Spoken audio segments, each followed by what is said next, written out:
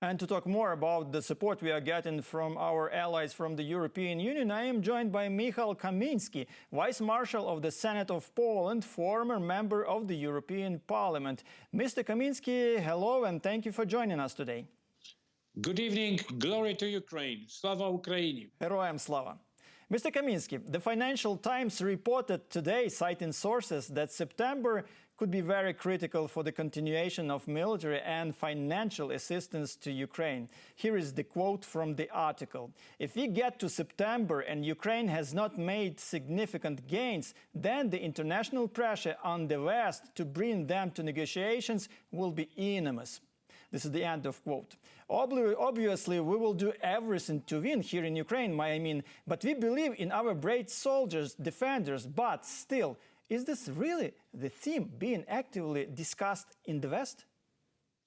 I think that we have to understand that, especially today, when everyone is expecting the Ukrainian counteroffensive, there is a huge political and intelligence game in the media sphere about the counteroffensive, its time, and its possible consequences.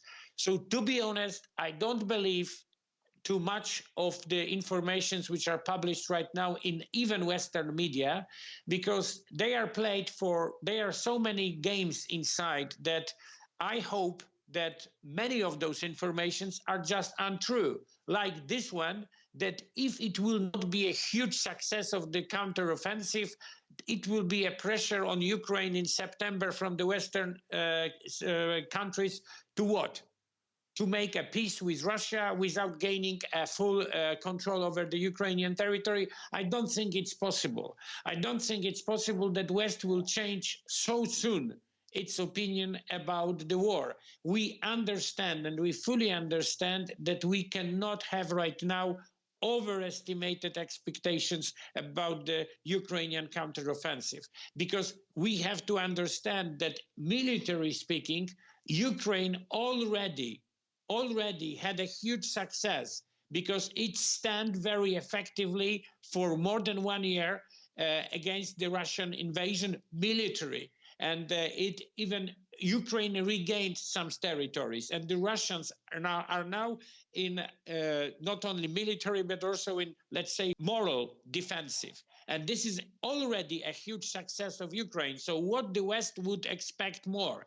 West should understand that the force right now used against Ukraine by Russia is unfortunately in big extent financed by the same West during the past 30 years, pumping the European and Western money to Russian economy, including Russian military.